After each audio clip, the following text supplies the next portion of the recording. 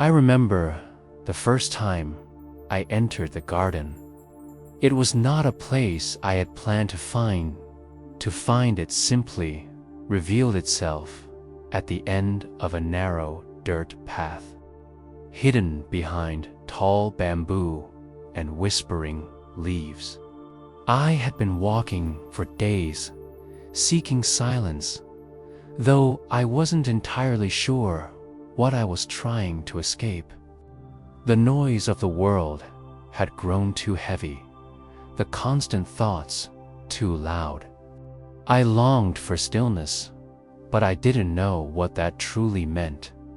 Until that day, as I pushed through the last line of bamboo, I stepped into a quiet so deep that it felt alive.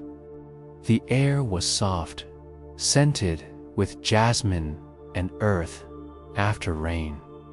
Sunlight filtered gently through the leaves, painting golden ripples across the moss-covered stones.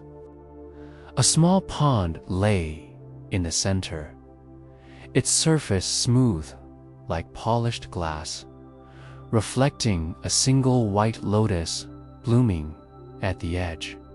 I stood there, breathless, as if time itself had paused to listen. I didn't move for a long while. I only breathed. Each inhale carried in the sweetness of life. Each exhale released the weight I had carried for years. For the first time in memory, I wasn't in a hurry to go anywhere. I wasn't thinking of what I had lost or what I wanted. I was simply here, surrounded by stillness that didn't demand anything of me. A small stone bench rested beside the pond, worn smooth by rain and time. I sat down and closed my eyes. The gentle sound of trickling water began to merge with the slow rhythm of my breathing. The garden didn't try to teach me anything, yet it was teaching me everything. The rustle of a single leaf in the wind seemed to carry 1,000 silent sermons. After a while, I heard footsteps, not heavy ones, but soft, like fabric brushing against grass. When I opened my eyes, I saw an old monk standing by the edge of the pond. He wore robes the color of faded saffron, and his eyes were kind, filled with a light that seemed to recognize me. He didn't speak. He only smiled, as if he had been waiting for me all along. I bowed my head slightly, unsure what to say, but he motioned gently for me to stay silent. Together, we listened to the air, the water, the faint hum of insects in the distance. In that wordless communion, I began to feel something stir within me. It wasn't joy, not sorrow either. It was a soft kind of awakening. Like dawn, arriving quietly over the hills. The monk sat beside me, his hands resting calmly on his knees. For a long time, we said nothing. I thought of asking him who he was or why he was here. But before the question could form, he spoke in a voice barely above a whisper. "Listen," he said. "The garden is not outside you." I didn't understand at first. I thought he meant the garden as a metaphor, some symbolic place of peace we carry within. But he only smiled again and looked toward the pond. The lotus trembled slightly in the breeze, and a drop of dew rolled down one of its petals, falling into the water with a sound so gentle it was almost imagined. "The stillness you feel now," he said, "has been waiting for you since before you were born. You did not find it. You remembered it." His words echoed through me. Remembered it. Yes. It was as if I had always known this quietness, but I had buried it under layers of noise, fear, and desire.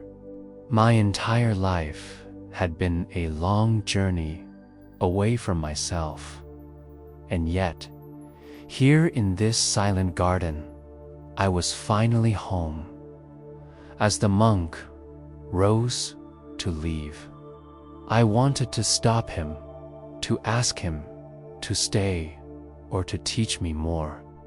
But he looked back and said softly, "The garden will remain, even when I am gone."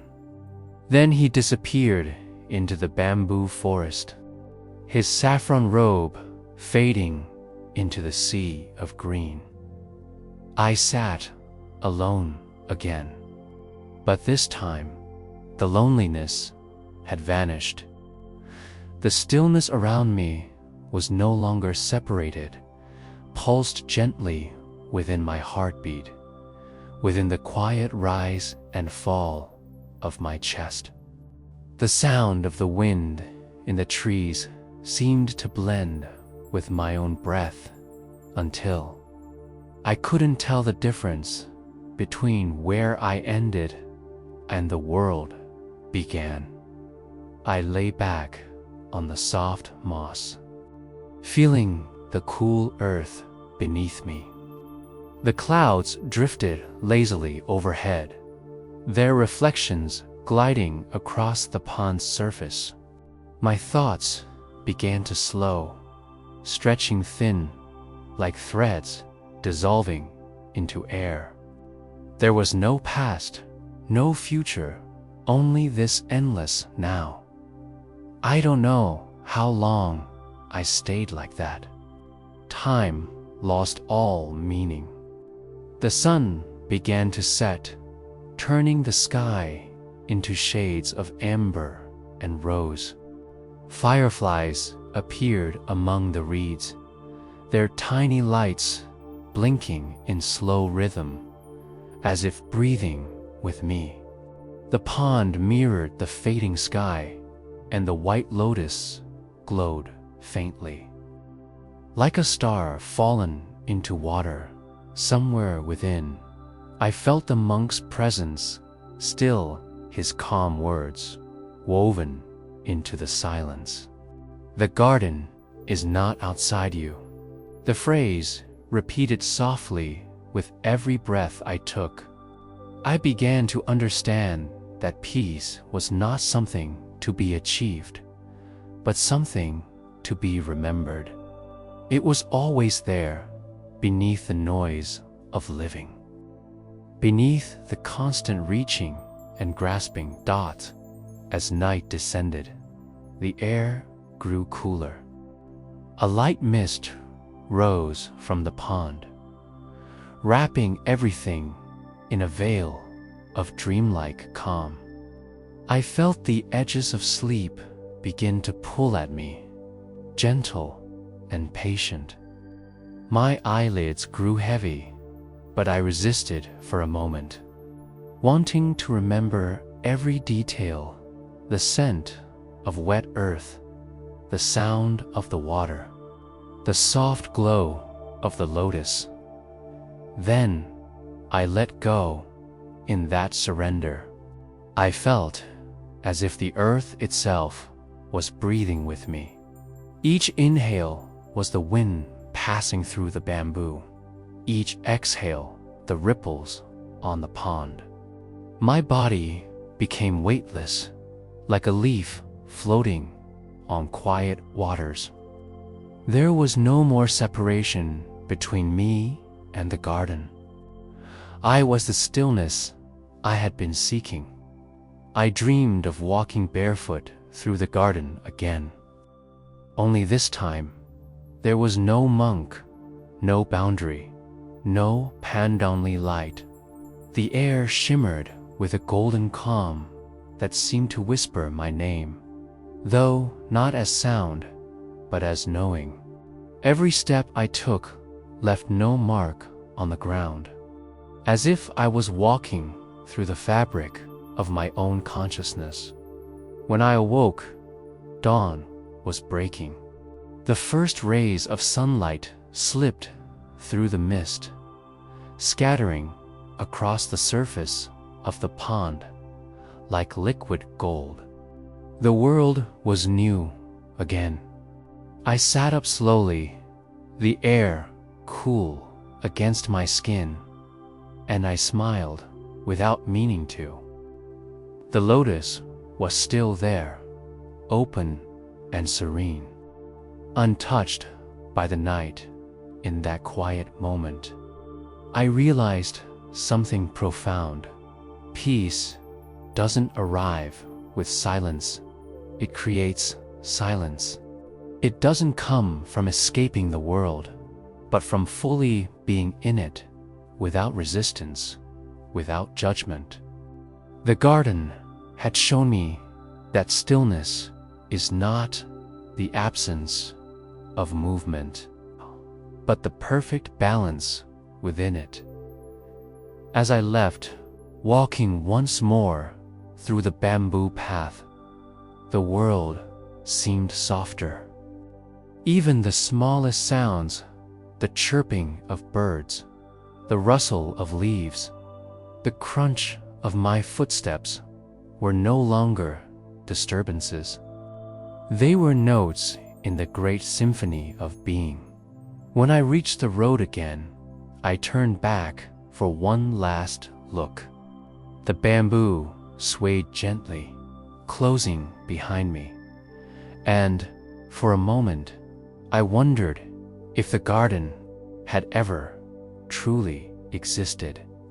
Maybe it was a place within my own mind, mirror reflecting what I had forgotten I carried all along. Now, whenever I close my eyes, I can return there.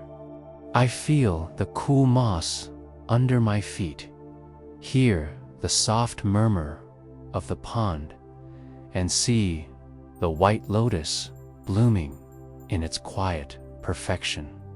The monk's voice lingers in my heart, calm and eternal. You did not find it. You remembered it, and every night, as I drift toward sleep, I return to that garden, not to escape the world, but to rest within it. In that sacred stillness, I am whole again. I remember the sound of the river long before I ever saw it.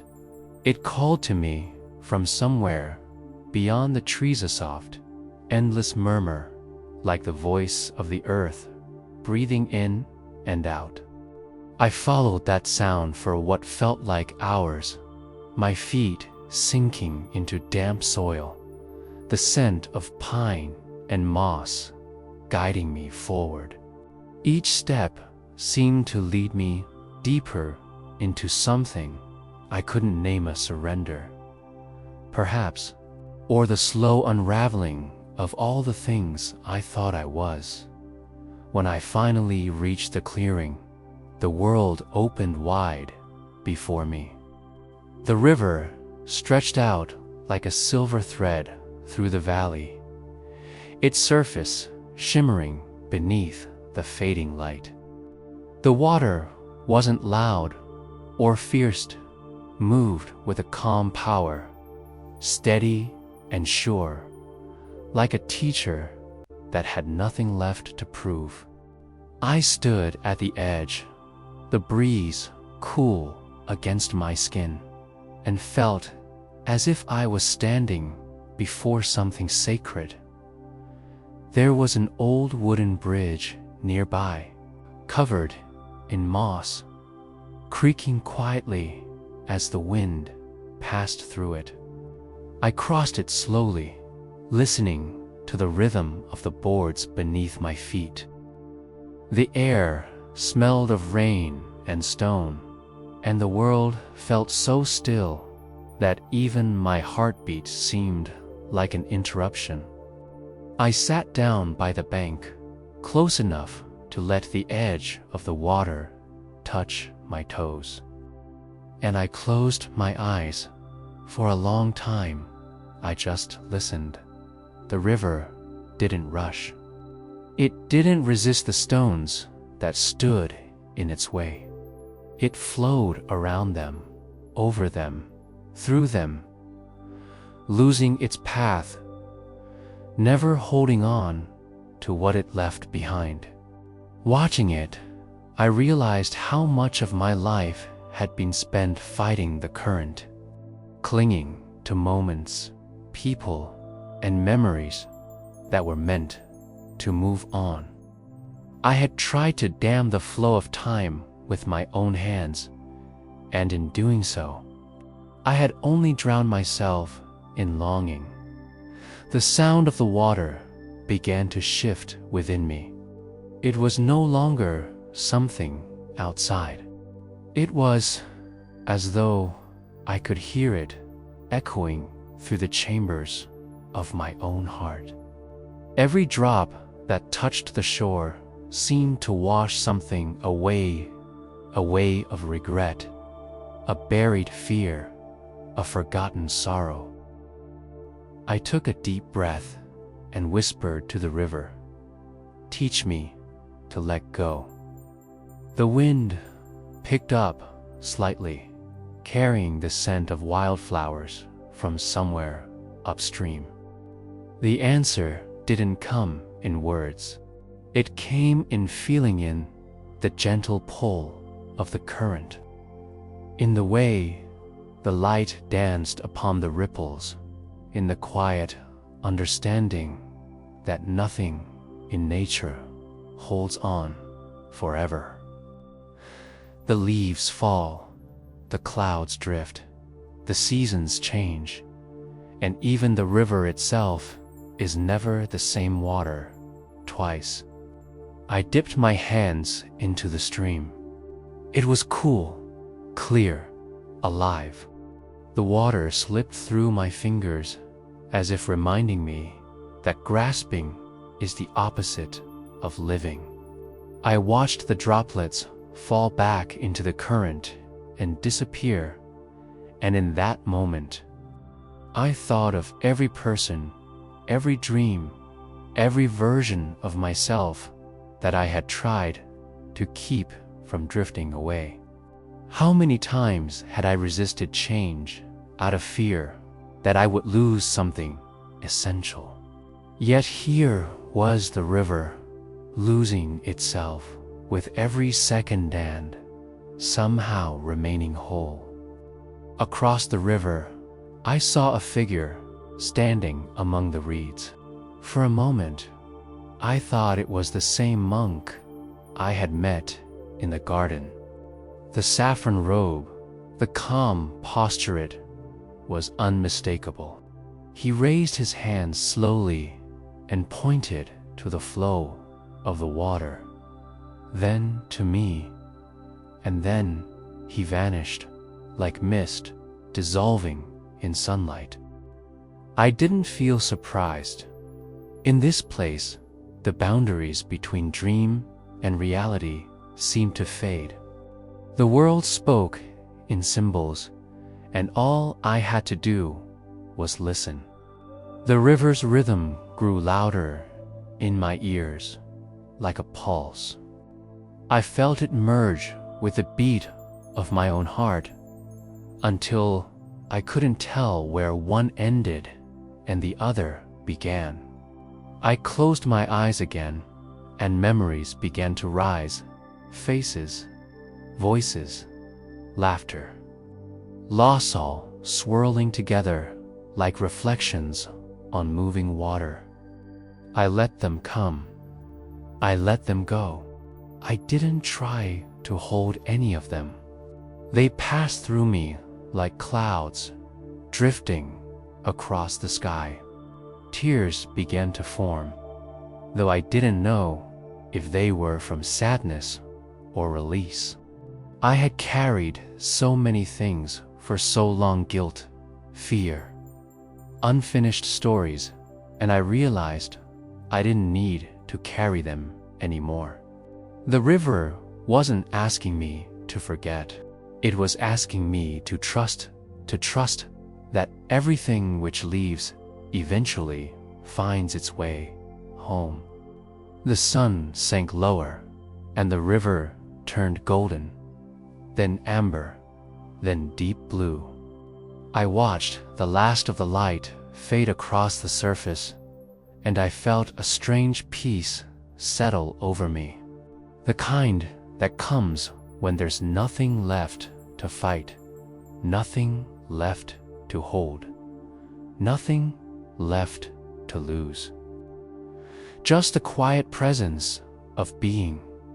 A single leaf floated past, spinning slowly in a current. I followed its journey with my eyes, watching how easily it moved, how it surrendered to the flow without question.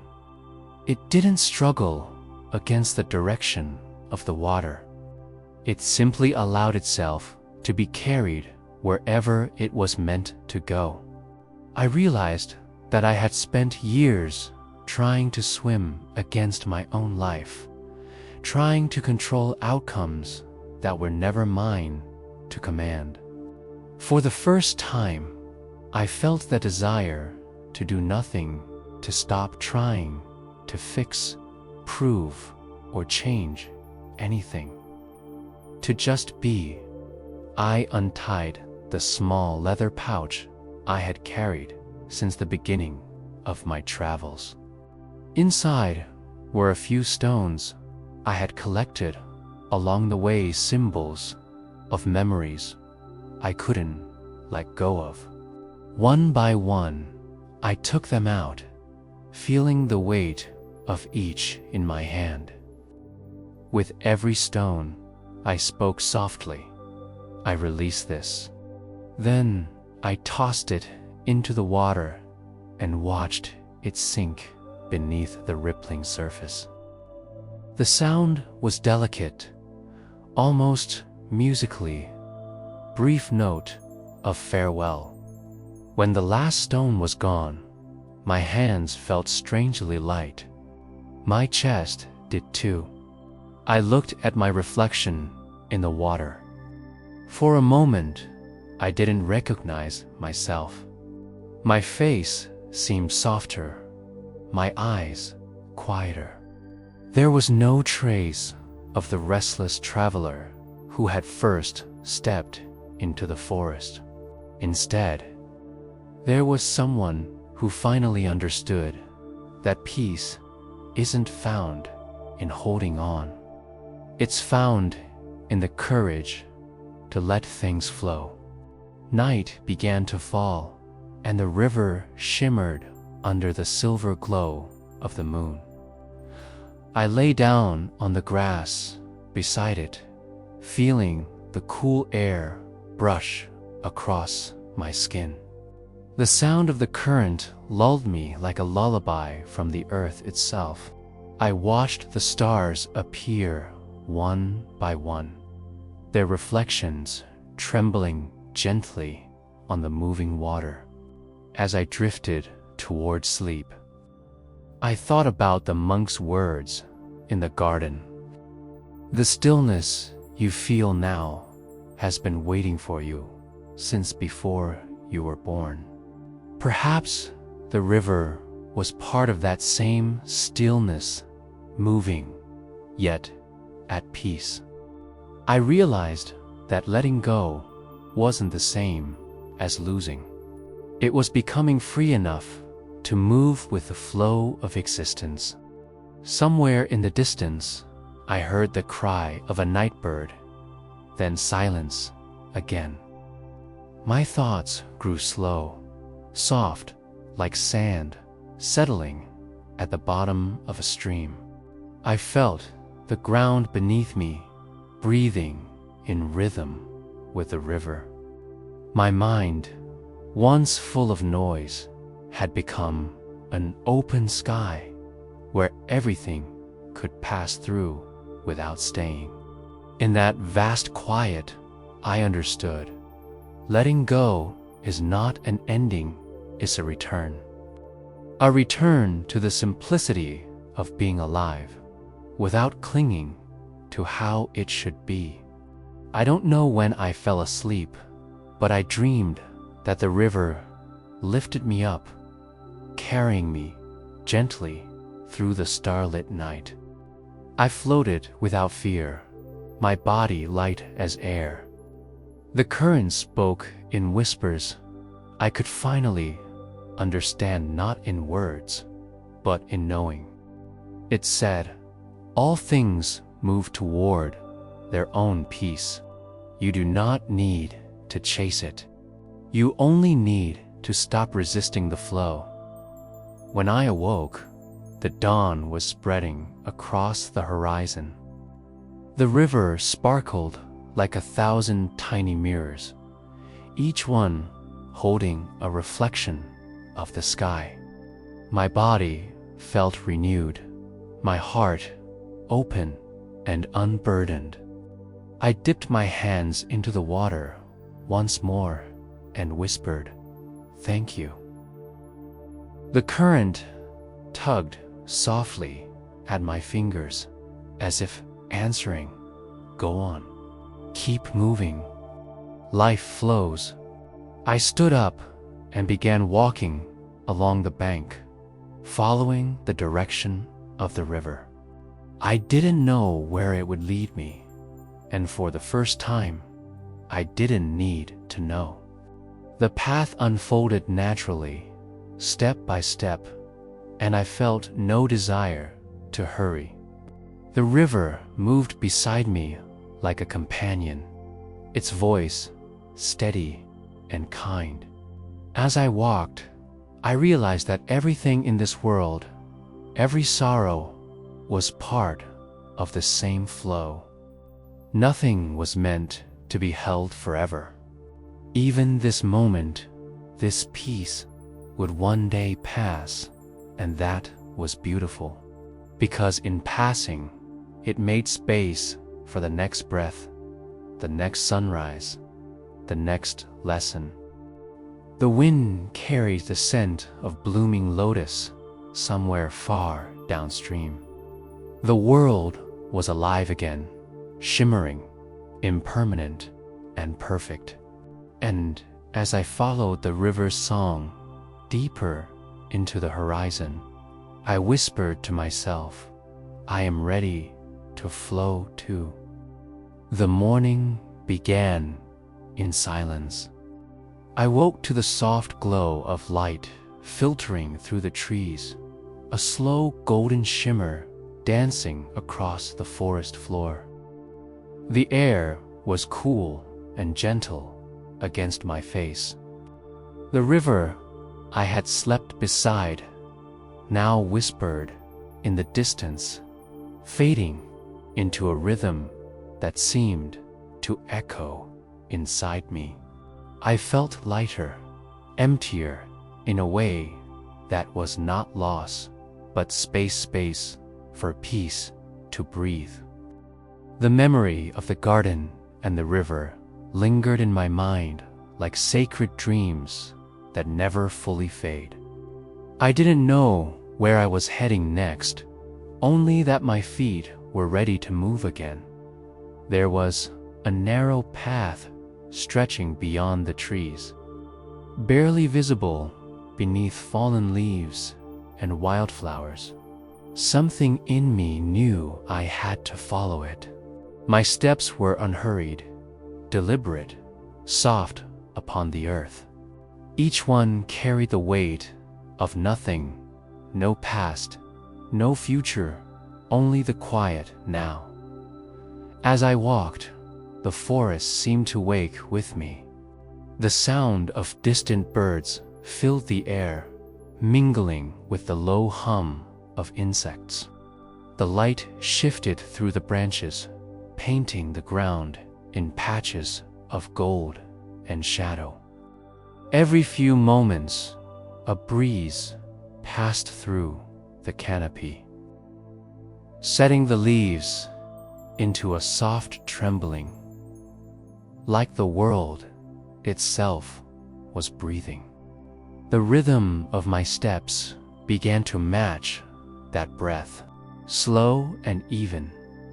I found myself watching where my feet touched the ground, the movement of toes sinking slightly into the soil, the rise and fall of my body with every pace. I wasn't walking toward anything anymore. I was simply walking. And with each step, a small voice inside whispered, "This is enough." After a while, I came upon a clearing. The path opened into a small meadow where wild grasses swayed gently in the wind.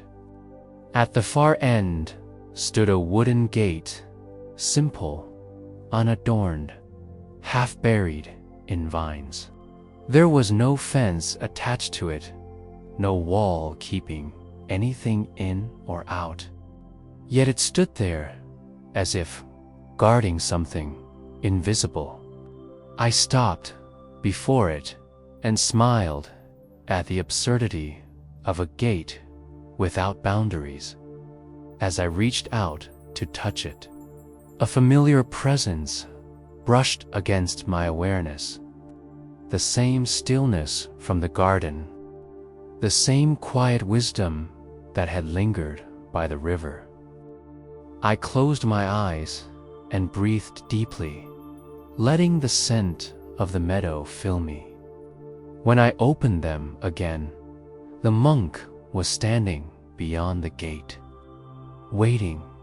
He looked unchanged, ageless, serene, the corners of his eyes soft with kindness. He didn't speak, but his gaze invited me to step through, so I did. As soon as I crossed the invisible threshold, a hush fell over everything. Even the wind seemed to pause. The ground beneath my feet felt different, warmer, somehow. Alive, the monk began to walk ahead, his movements slow, deliberate. I followed. Our footsteps made no sound. The world seemed to dissolve into rhythm: step, breath, silence, step, breath, silence. The path curved gently through tall grass, winding between clusters of white flowers. Each time I blinked, the light seemed to change morning, melting into afternoon. Then back again, as though time itself had forgotten its direction. "Why do you walk so slowly?" I asked softly, though the air itself seemed to carry the question before I could finish speaking. The monk turned his head slightly, a faint smile on his lips. "Because every step is the destination."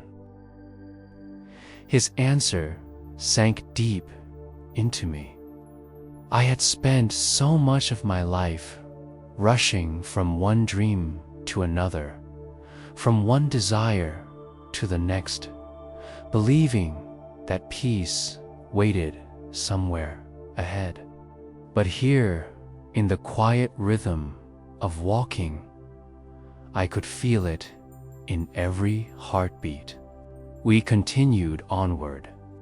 The ground sloped gently upward, and soon the meadow gave way to a narrow trail along the side of a hill.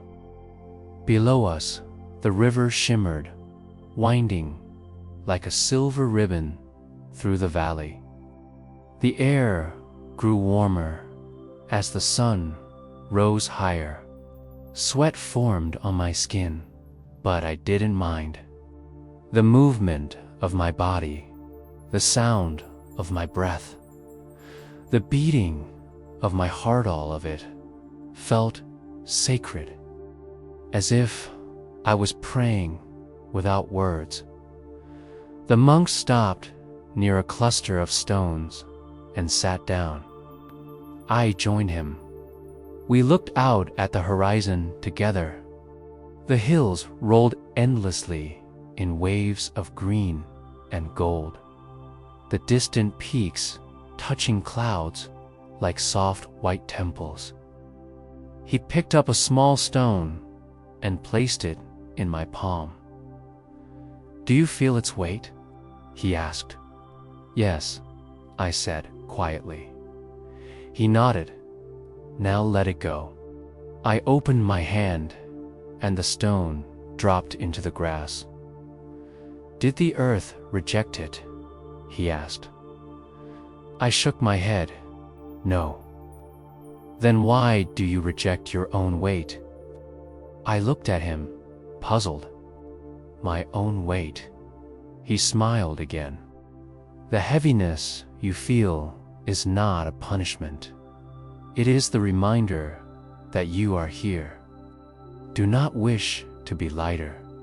Wish to be free enough to carry even your own sorrow gently." I stared at the fallen stone, understanding dawning slowly, like dawn itself. The path of gentle steps, I realized, was not about escaping burdens, was about walking softly enough that even burdens became companions, not enemies. We sat there for what felt like hours, though the sun hardly moved. The world seemed to pulse with a quiet rhythm. I could feel the earth's heartbeat beneath me, steady and patient. When the monk finally rose, I followed again. The trail descended into a grove of cedar trees. The air grew cool and fragrant. Shafts of light pierced through the branches, scattering like liquid gold. I felt the presence of the river somewhere close, though I couldn't see it. Every sound, the rustle of leaves, the distant call of a bird, the soft crush of grass beneath my feet felt magnified, alive with meaning.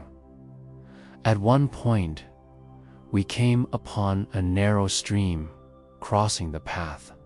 The monk stepped into it without hesitation, the water rippling gently around his ankles. I followed, the coolness rushing over my skin. He looked back at me. "Do you see how the water accepts your step?" he said. "It doesn't resist your presence. It moves around you. Be like that move through life without resistance. Leave no scar upon the world." I nodded, feeling the truth of it. Not as an idea, but as sensation, the way the water yielded without losing its flow. The way my feet felt both grounded and free at once. When we reached the other side, the monk turned toward me. "Now," he said softly, "walk alone." I hesitated. Where should I go? But remember, each step must be taken as if you are kissing the earth. Before I could speak again, he was gone. The wind moved gently through the trees, carrying the scent of cedar and rain. I was alone, but not lonely. The silence around me was full, humming with life. So I walked, slowly, mindfully. I listened to the rhythm of my feet, the rise and fall of my breath. The more I walked, the more I realized that the world was walking with me, the trees swaying, the clouds drifting, the insects moving unseen beneath the leaves. Everything was part of the same motion. At one point, I stopped and looked up. The light between the branches shimmered like 1,000 tiny lanterns. I closed my eyes and felt the warmth of the sun touch my face. I thought of all the paths I had walked before, roads of ambition, of desire, of escape, and how each one had been driven by a need to arrive somewhere else. But this path was different. It wasn't taking me anywhere. It was becoming me. As I continued, a quiet joy began to bloom in my chest. Not the sharp joy of achievement or excitement, but something round and full, like a slow sunrise spreading through the heart. Every sound became music. Every breath became a prayer. Every step became a moment of gratitude. The trail eventually led me to a ridge where the view opened wide. Below, I could see the river winding endlessly toward the horizon, its surface glowing under the light of the setting sun. The sky burned with gold and pink, fading into indigo. I stood there, the wind brushing against me, the world vast and tender, all at once. And then, without thinking, I whispered, "Thank you." The words weren't for the monk or the river or even the path. They were for everything, for the silence, for the sound, for the weight and the lightness, for the endless motion of being alive. As darkness began to settle, I found a soft patch of grass and lay down. The stars appeared one by one, their reflections faint in the unseen water below.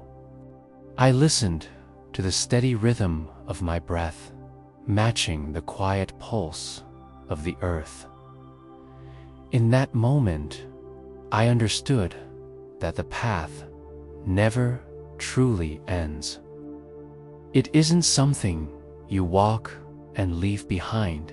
It lives within every step you take thereafter. The gentle steps are not a way to reach peace. They are peace itself. The night air wrapped around me like a blanket, cool and kind. My eyelids grew heavy. As I drifted towards sleep, I thought of the monk's voice, calm, eternal, woven into the wind. Walk as if you are kissing the earth. And I did. Even in dreams, my steps were soft. The world breathed with me, and I with it. There was no destination left, only the endless, gentle unfolding of now. When the sun began to sink behind the distant hills, the monastery courtyard shimmered in a soft, golden haze. I sat quietly beneath the Bodhi tree, feeling the warm breath of the evening wind move through the leaves like a whisper of old wisdom. The day had been long, filled with meditation, silence, and the soft rhythm of the temple bells that guided our every hour. Yet, as dusk deepened, a tender calm began to settle in my heart. I had sought peace outside of myself through rituals, teachings, and endless journeys across mountains and rivers. But lately, I had begun to sense that true peace was not something to be found. It was something waiting to be remembered. My teacher often spoke of an inner lantern that every being carries, a small but eternal flame that never goes out. He would say, when your thoughts quiet down, when your heart no longer fights what is, that lantern begins to glow. I had heard his words countless times, yet tonight they began to bloom with new meaning. As the last light faded, I took my lantern and walked along the stone path toward the meditation hall. The path was lined with jasmine bushes, their scent floating in the cool air like a prayer. Each step I took felt lighter, as if the earth itself was inviting me to move without effort, without resistance. When I reached the hall, the great wooden doors stood open, and the flicker of hundreds of small candles filled the darkness inside. Their flames moved together in silent harmony, each one a reflection of the light that dwells within all hearts. I took my place on the worn mat, folded my legs, and closed my eyes. At first, my mind wandered to memories of faces long gone, to worries about what tomorrow might bring. But slowly, like leaves settling after a storm, the thoughts began to rest. I brought my attention to my breath. In, out, in, out. Each breath was like a wave returning to the shore. The stillness deepened. I could hear the sound of crickets. In the garden, the faint echo of water dripping from the temple roof. And somewhere in the distance, the gentle cry of a night bird. In that stillness, a soft light began to rise in my mind. It wasn't something I could see with my eyes, but rather something I could feel, like a warmth that came from nowhere and everywhere at once. It was as if a lantern had been lit deep inside my chest, and its glow began to expand gently, illuminating the dark corners of my being. I felt it touch the parts of me that still carried pain, regret, and longing. But instead of trying to push those feelings away, I allowed the light to rest upon them. Slowly, they began to soften, dissolve, and transform into something quiet and tender. I don't know how long I sat there. Time lost its shape. My body felt weightless. My breath merged with the breath of the night, and I could no longer tell where I ended and the world began. Walls of the hall, the soft earth outside, the stars above. I realized that this lantern was not just mine. It was the same light that burns in all beings, the beggar on the road, the bird in its nest, the stranger in a distant land. It is the light of awareness itself, untouched by sorrow or fear. When I finally opened my eyes, tears were running down my face, not tears of sadness, but of release. For so long, I had been searching for something outside me, never realizing that I had carried it all along. The lantern had always been there, waiting patiently beneath the noise of my thoughts and the walls of my desires. I smiled softly to myself, the way one might smile upon meeting an old friend after a lifetime apart. I walked outside and looked up at the sky. The moon had risen full, radiant and serene. Its reflection shimmered in the small pond near the courtyard, and for a moment I saw two moons, one in the sky, one in the water. But when the wind stirred the surface, the reflection wavered and vanished, leaving only the true moon above. I understood then, the mind is like that pond. When it is restless, it distorts the light of truth. But when it is calm, it mirrors the heavens perfectly. That night, as I lay on my mat, I thought about all the people I had met in my journey, the lost, the kind, the broken. Each one, in their own way, was searching for their own lantern of peace, though many didn't know it. Some looked for it in wealth, others in love, or fame, or dreams of distant places. But all along, that same quiet flame waited within them, unseen but never gone out. In the following days, I began to see everything differently.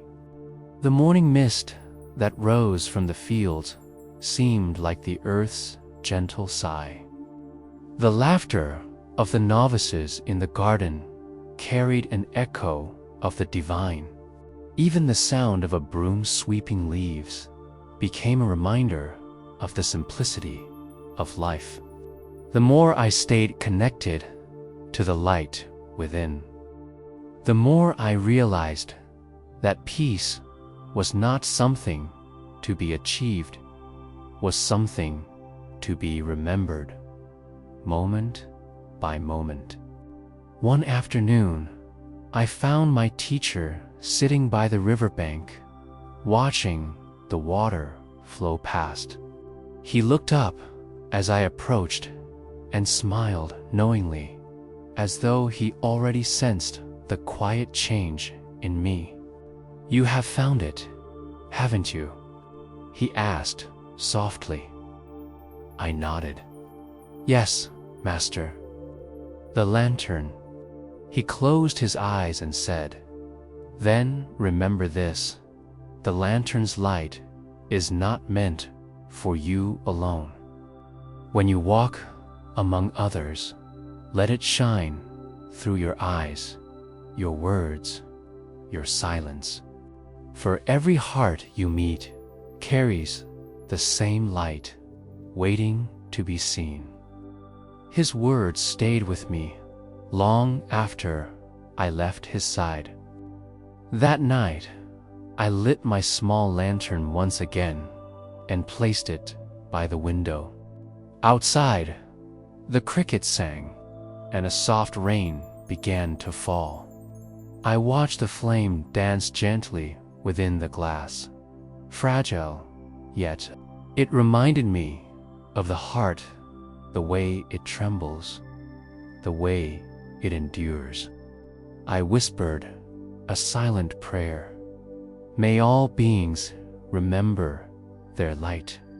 May all hearts find rest And as the rain continued to fall, the sound blending with the soft hum of the night, I felt the peace that comes not from escaping the world, but from embracing it with open eyes and a quiet heart.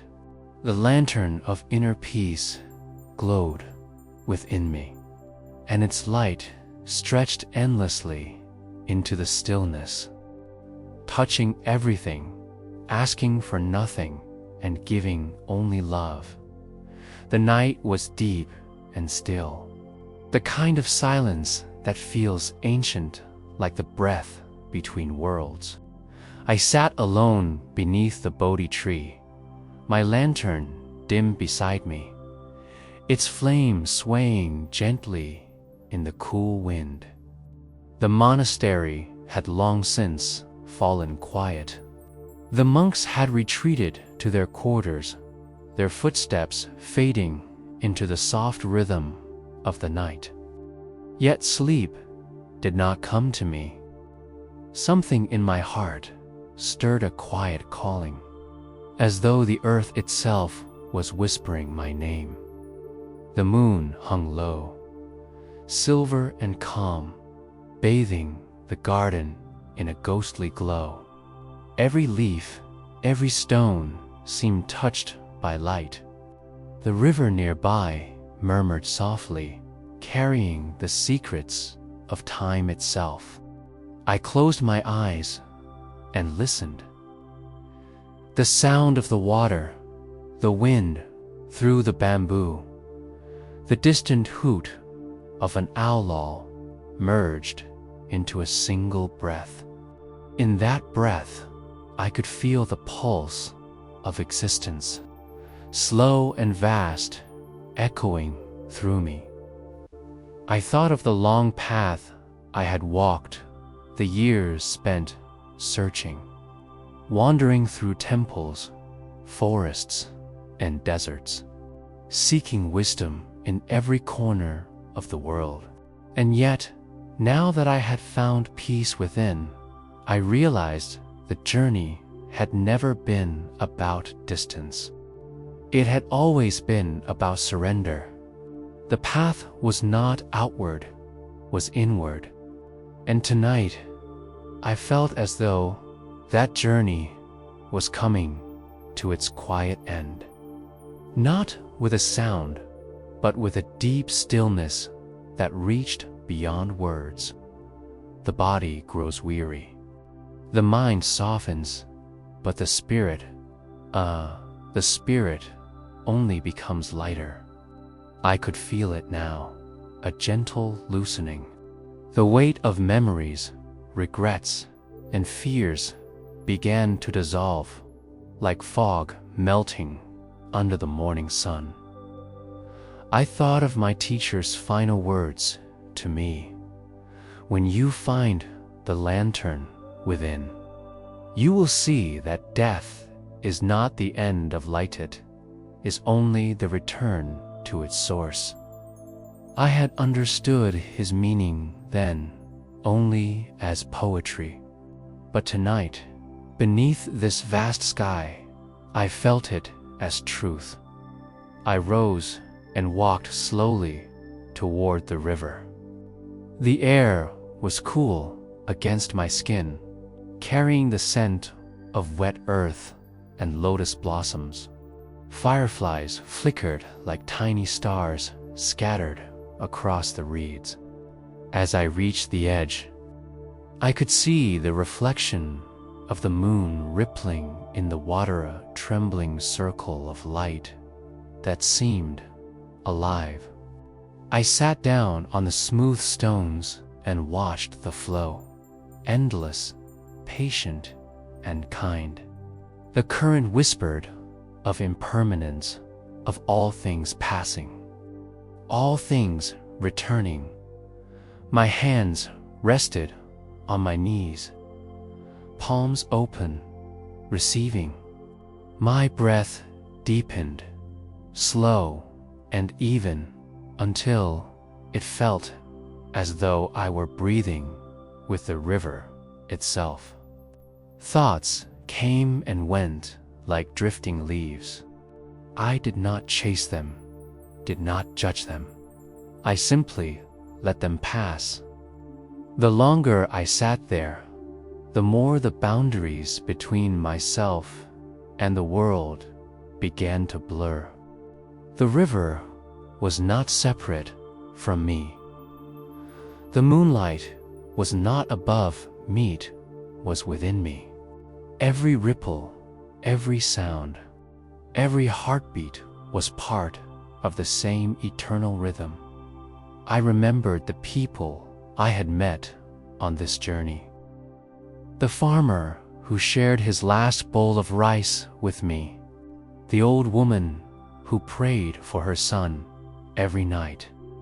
The child who smiled at me in the marketplace. Each of them, in their own way, had shown me something of love. Not the kind of love that clings, but the kind that gives freely, expecting nothing in return. It was that love, I realized, that carried me through the storms and silences alike, as my mind quieted further. An image arose of light upon light, spreading endlessly outward.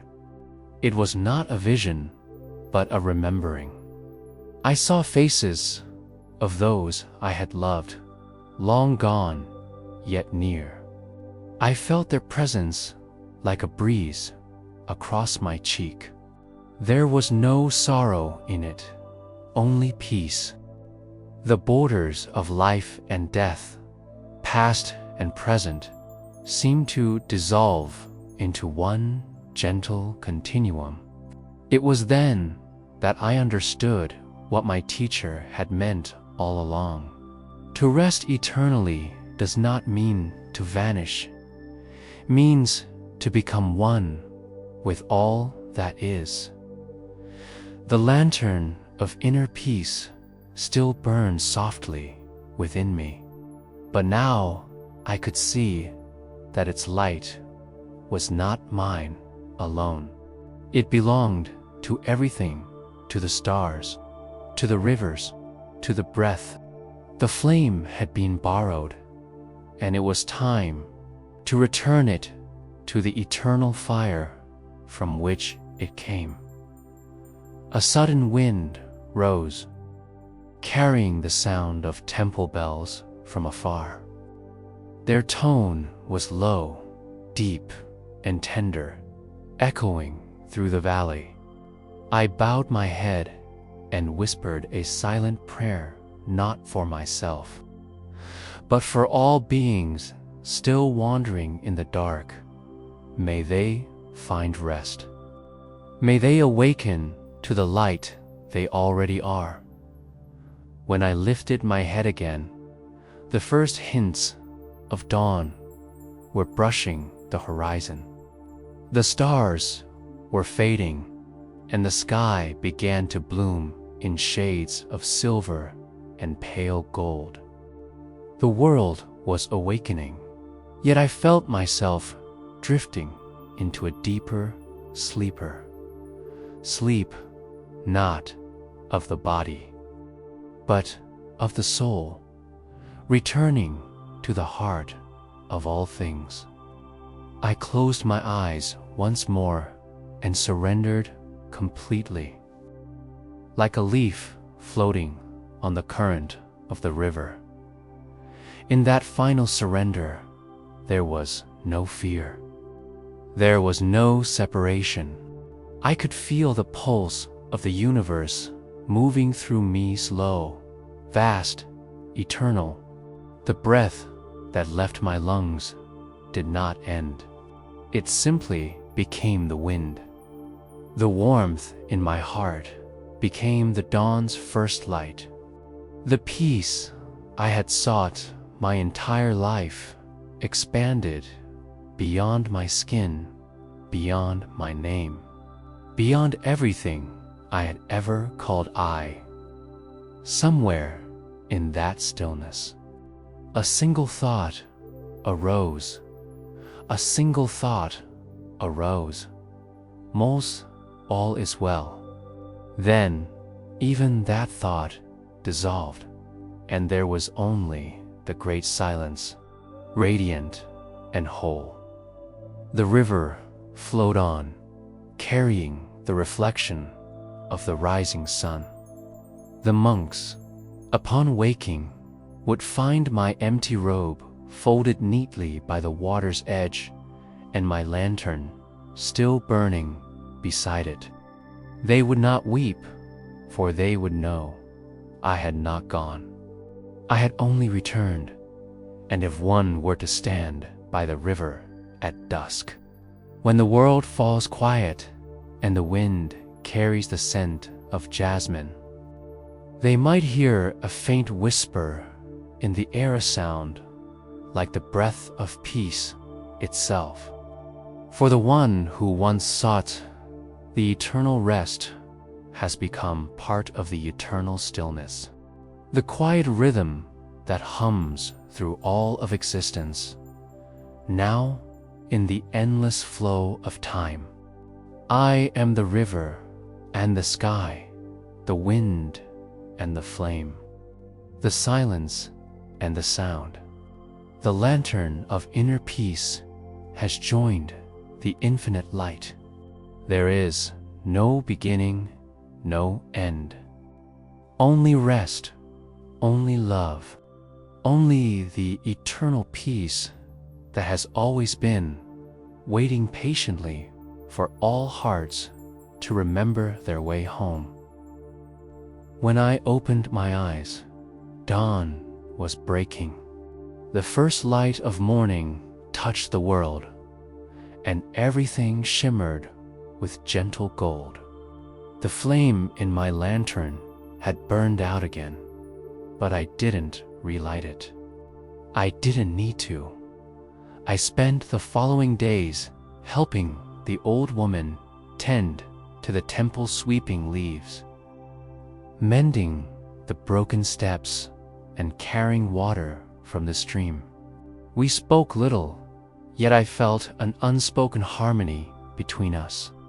Sometimes she would hum softly, and I would find myself joining her without meaning to. It felt like the whole world was singing through us, a song without words, a hymn of simple being. One afternoon, a traveler came to the temple, young man, weary and desperate. He fell to his knees before the altar and cried, "I have lost everything. Please tell me how to find peace." The old woman handed him a bowl of water and said, "Drink slowly." He obeyed, though he looked confused. When he finished, she asked him, "Where is the water now?" He touched his stomach and said, "Inside me." She smiled. "Then why do you still thirst?"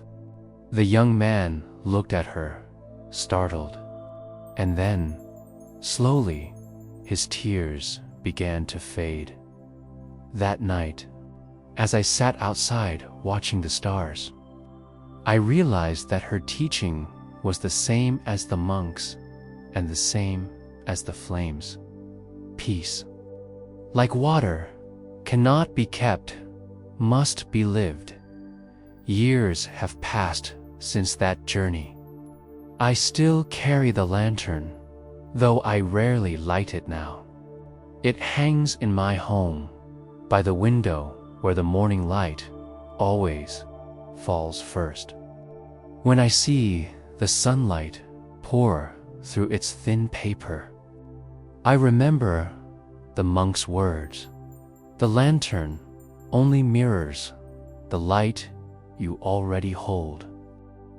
Sometimes travelers come to me now, asking the same questions I once asked. They want to know how to find calm, how to silence their minds, how to end their suffering. I listen to their stories and then point to the lantern. It is already lit, I tell them. You just have to stop searching long enough to see it. At night, when the world grows quiet, I sit beneath the stars and breathe. The wind brushes against the trees, carrying with it the scent of pine and memory. The river whispers somewhere far away, and the moon reflects in its waters like a perfect flame in that stillness. I know that the lantern of inner peace is not a thing of wood or fire, is the awareness that burns beyond all endings, beyond all change. It is the light that remains when every other light fades. And sometimes, when I close my eyes and listen deeply, I can still hear the old monk's voice echoing in the silence of my heart. Do not seek the flame, for you are the flame. Do not fear the darkness, for you are the light. Peace is not something to find, it is what you already are. And in that moment, I smile softly. The night stretches wide, endless and calm. The lantern beside me is dark, but the world glows with quiet brilliance. Within and without, there is no difference. The lantern of inner peace burns eternally.